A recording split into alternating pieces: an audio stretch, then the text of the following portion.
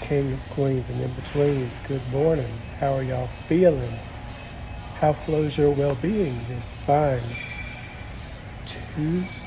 Wednesday? It's hump day.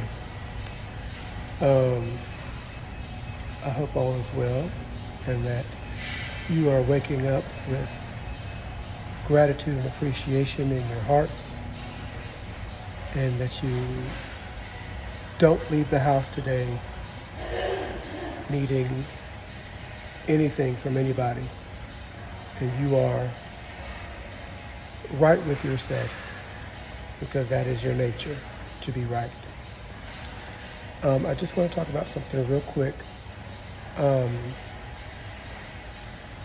We, across the different cultures and languages, there are expressions that are said, and they become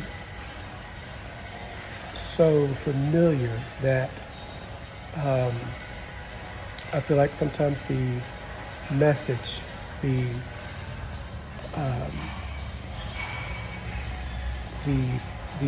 frequency that the expression is trying to awaken within you gets lost. For example,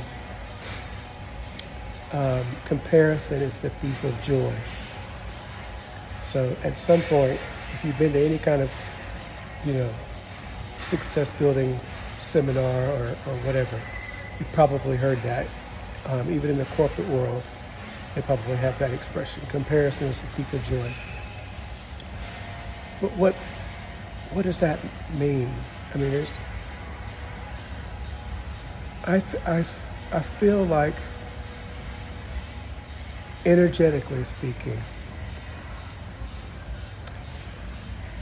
why is it a thief of joy? Why is doing this causing this to what's breaking it apart is if you are looking outward and you measure what anything is doing and how it compares to what you're doing, it's either going to be, I'm not performing at their level, so I'm not good enough, or I'm performing better than them, so I don't have any work to do.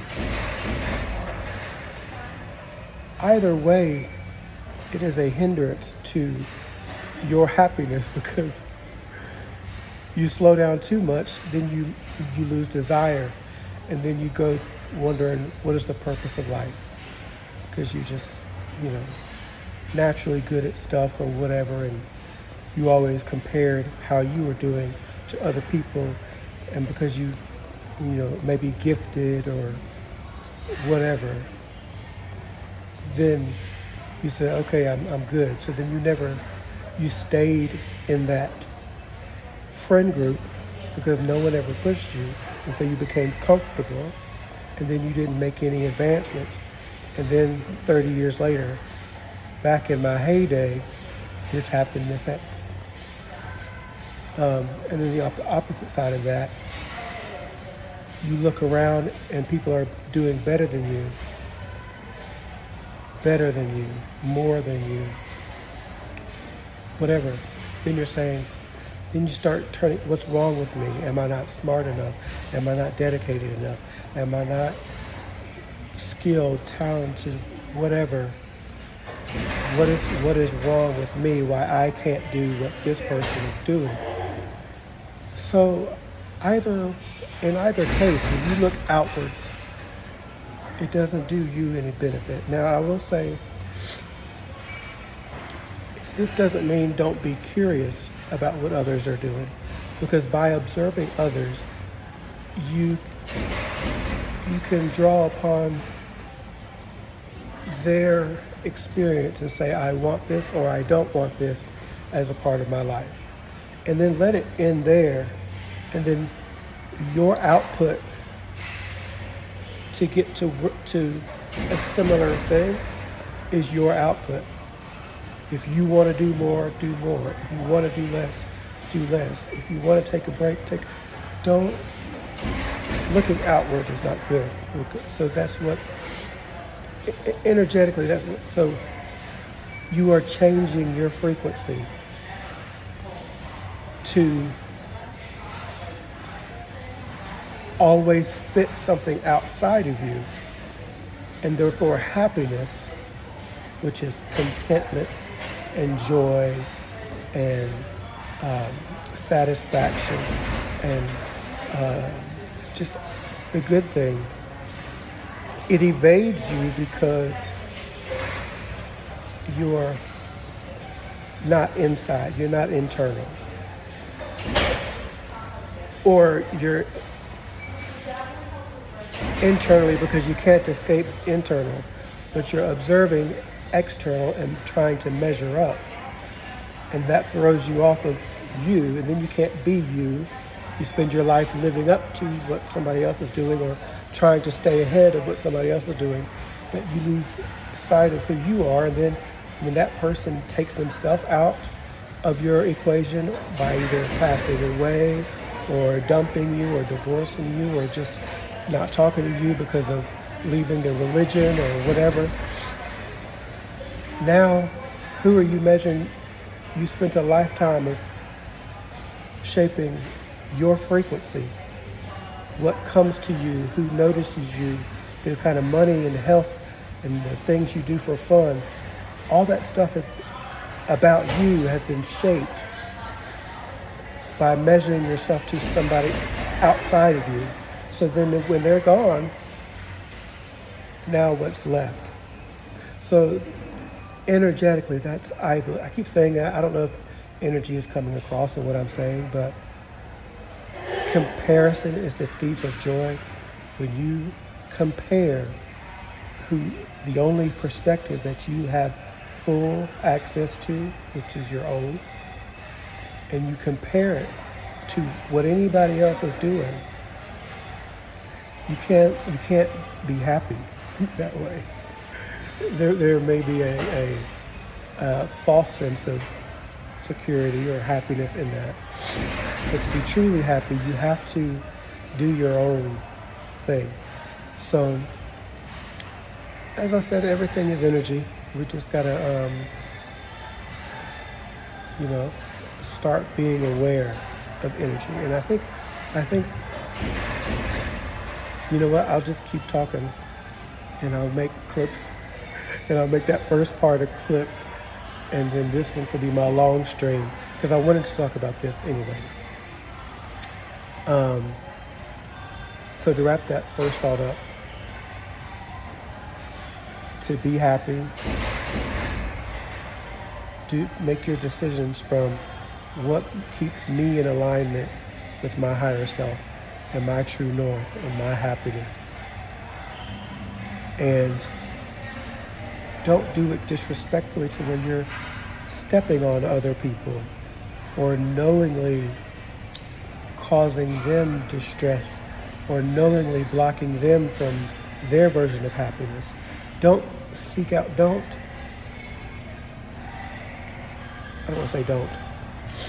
be aware of achieving your happiness by doing that. But use your happiness as a guide, as a compass, to know which step to kind of take next. If it's coming from a place of love, it's probably the right thing.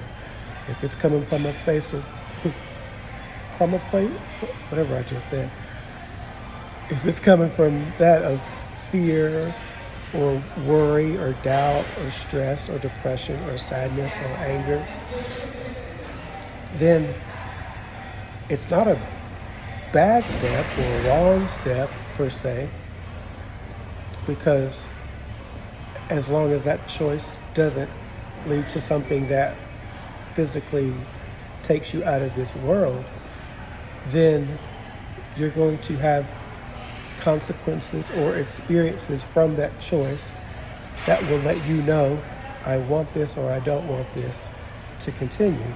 And then now you can make another choice. So nothing is really wrong or bad or mistakes because everything is a choice and then an outcome, a choice and then an outcome. So the other thing I want to talk about was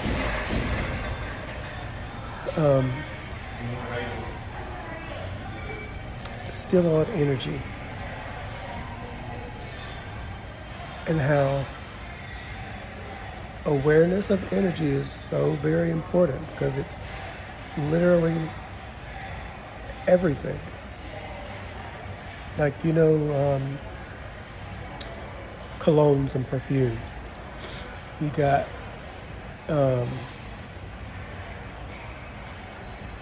in the bottle, it's all prepared the same way.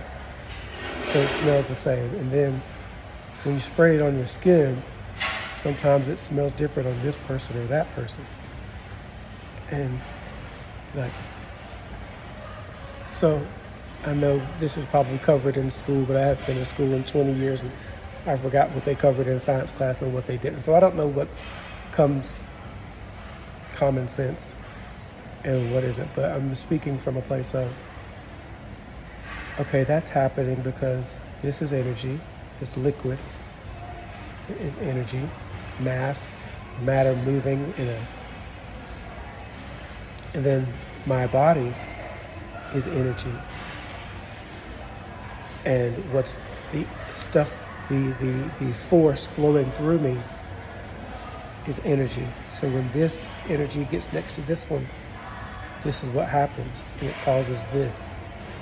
So if you're a different person, you've led a different life, you see things differently, you hear things differently, you smell things, you are a different individual. So when you spray that energy onto your energy, it can smell very different on different people, and it can smell similar because they probably have a similar culture or similar whatever.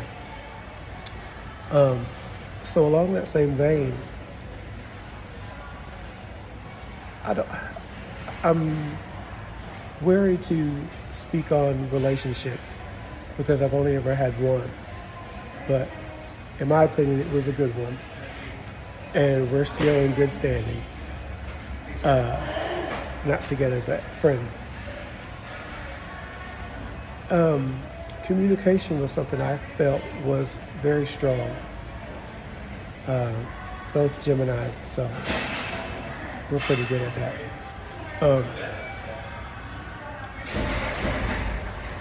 That doesn't matter. I'm wanting to say this because it feels resonant. So, you know how if there's some rockiness in the relationship, it's usually based off of communication. And something that came to mind was saying, oh, I don't care, or whatever you want is fine, or I don't care one way or the other, just want to make you happy, as long as you're happy. Those kind of dismissive, I don't want to control you, so I'm going to let you pick whatever.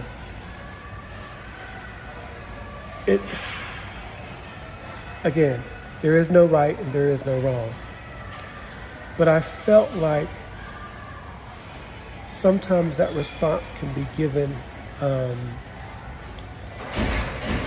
through a learned pattern of either not wanting to be narcissistic like a parent or like a previous relationship. And so it's a kind of rebound to be like, I'm not going to make a choice because I don't want them to be mad at me or make them think that I'm controlling them. So I'm just going to say whatever you want is fine. And I feel like that kind of is coming from a place of fear. Now, it could be said because you truly just don't have an opinion. You know you want something to eat, but you could just not care. And so you say, oh, I don't care. Now, women are famous for this because they say they don't care and then they turn down everything. But No, so as far as like communication, I feel like you have to take each, you truly need to know your partner so that you can gauge each situation moment by moment, because you could say that and they don't really care either, but they asked because energetically they could be feeling distant. When you, especially if you live, if you're partners and you live together, and you, or maybe you've been together for 5, 10 plus years, you kind of start to not become each other, but in a sense, yes, you become one because that's what you're designed. You, your partner, and the universe make a threefold cord, and it can outlast anything. So I feel like sometimes a question like, what do you want? Where do you want to go? Da, da, da, da, can be asked because, especially if you're coming from a place of fear, is I fear there's some distance between me and my partner. So let me ask this question so that we can get back, we used to finish each other's sentences, or we used to da da da da. And I feel, so let me engage them. What can I do that's non-invasive that can invite my person to kind of be on the same wavelength as me? And then when you say, I don't care, it could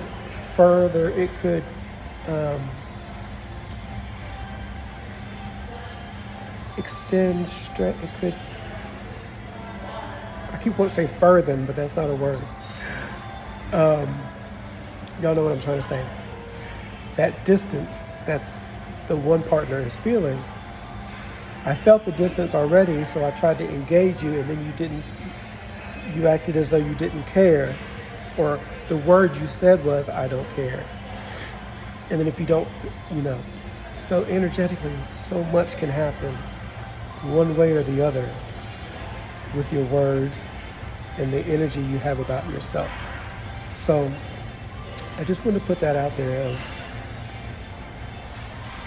this life is not what Sports Center and CNN and Fox and Channel 9 and Netflix and Peacock and New York Times and TikTok and life is not what that says it is.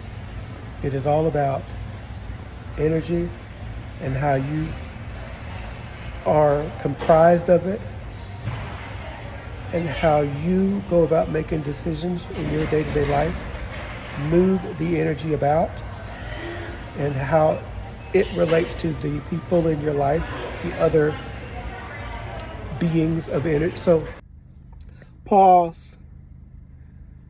Future Michael here. Just a quick edit. When I said life is not about the TV networks and the news programs and the sports centers, and my meaning or my intention behind that was, don't find a version of life portrayed to you through those avenues, and then believe that it is the only option, the only available thing, that it is the final reality. Because all of those things exist means that that is also part of life.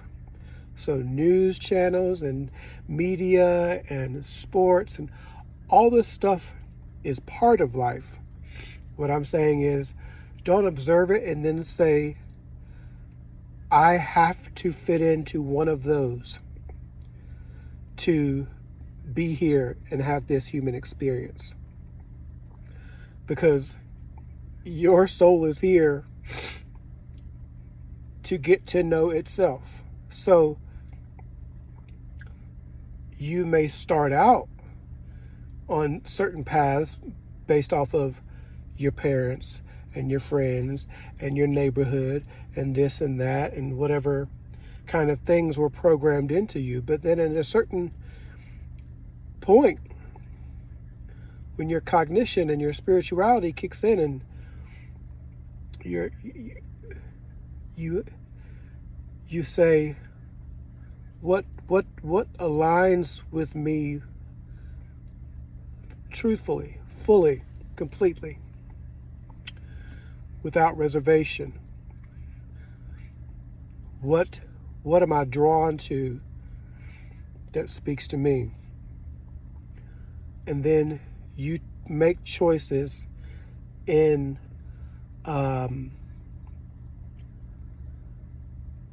efforts to understand and realize that version of you.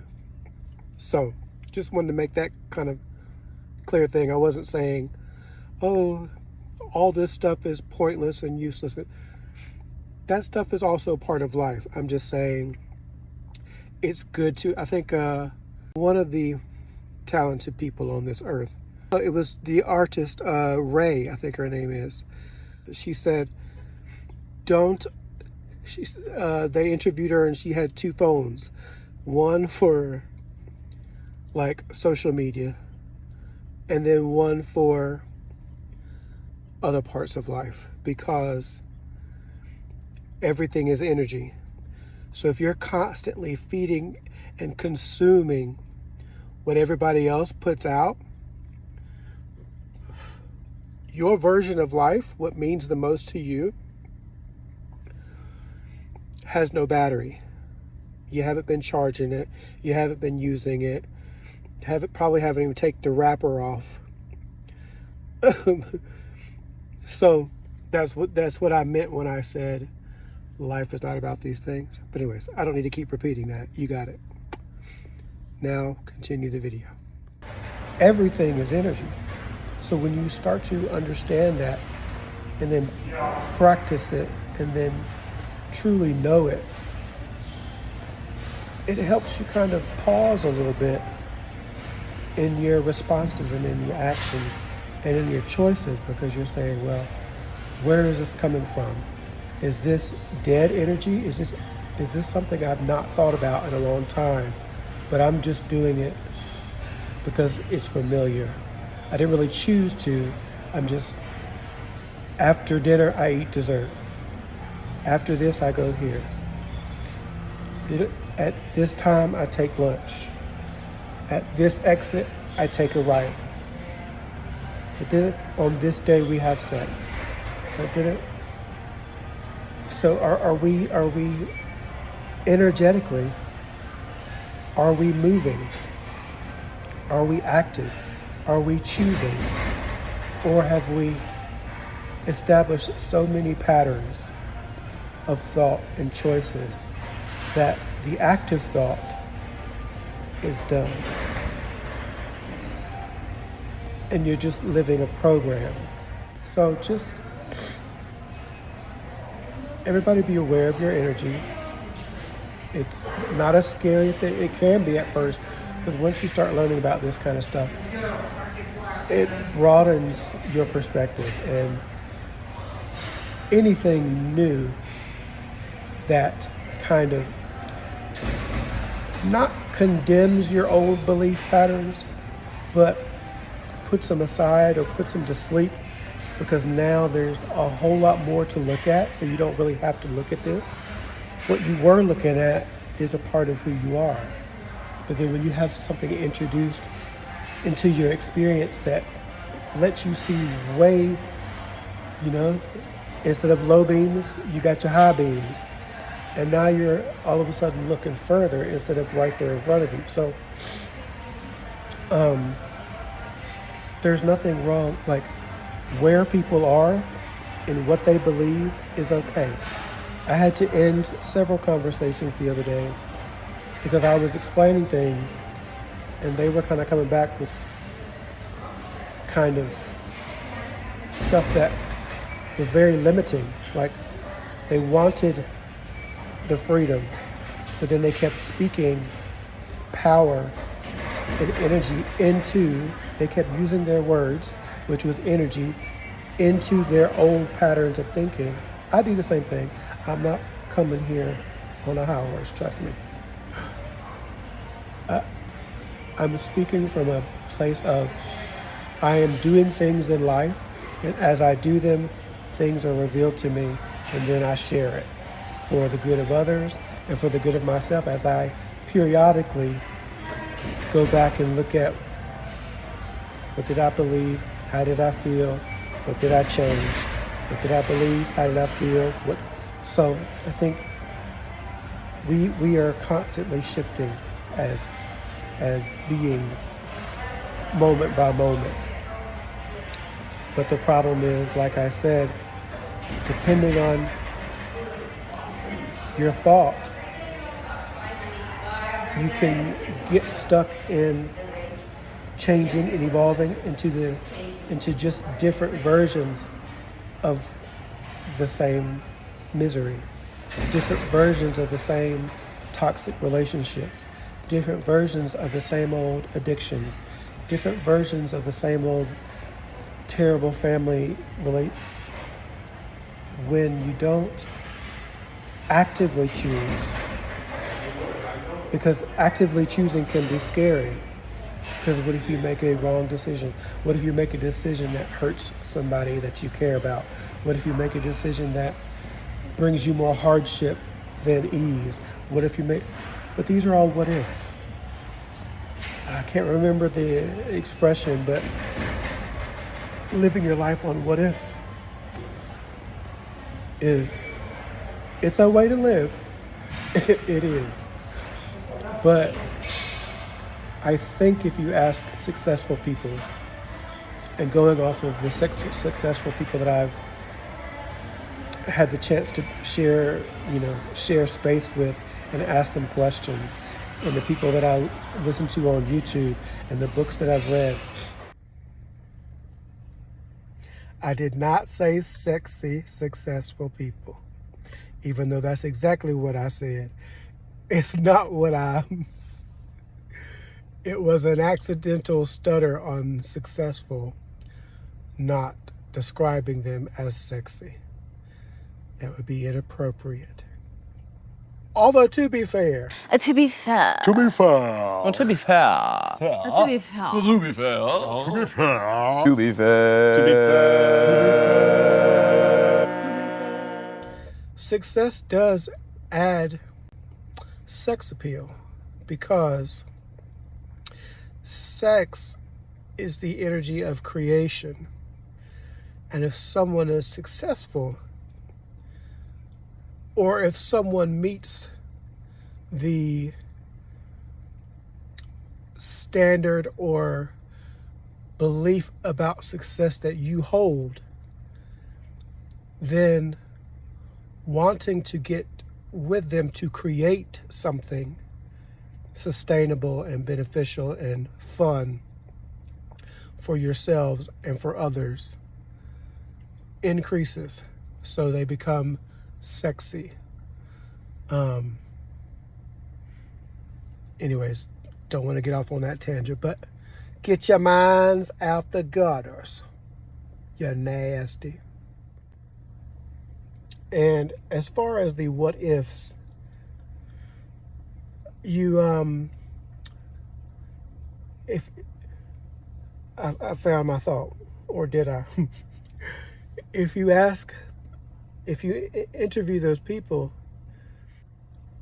they're going to tell you that they had some things that they said what if to. And now looking back, because of where they are on a different venture, they now know that they have what it takes to make that happen.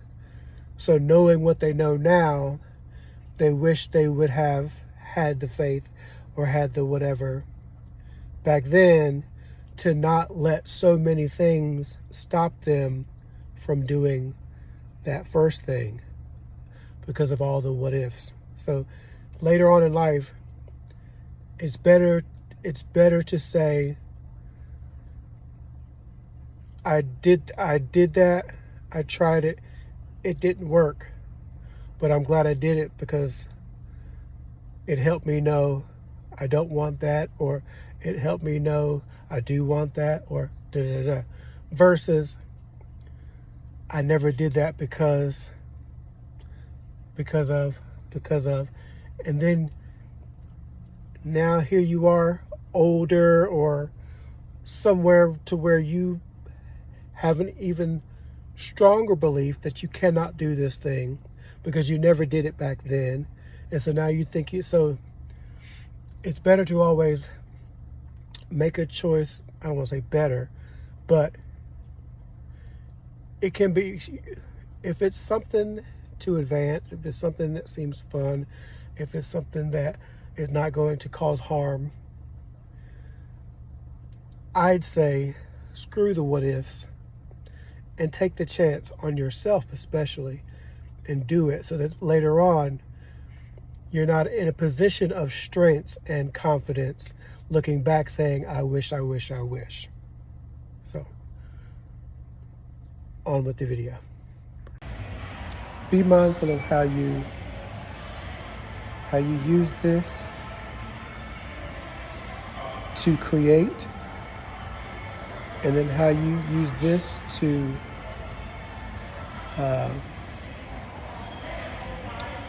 speak into existence the matter that is going to be the image of what you created.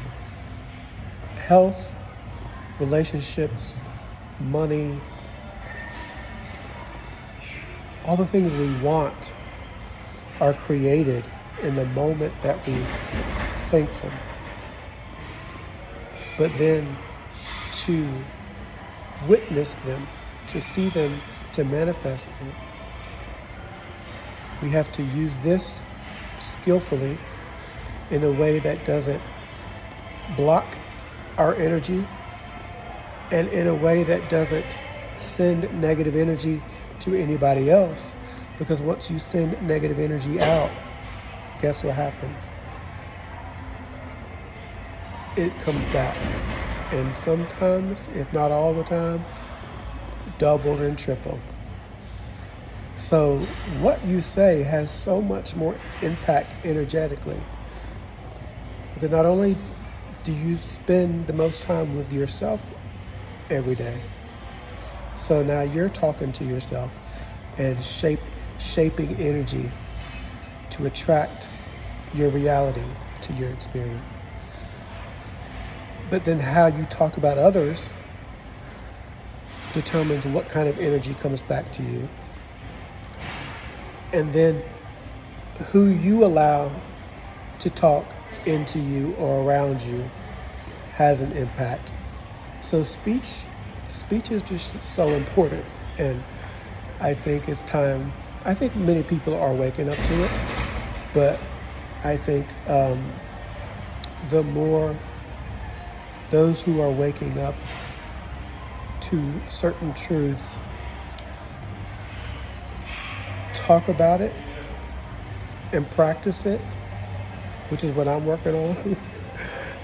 Shaking that's why I let fear go in just about all of my posts, because fear has ruled my life for a very long time.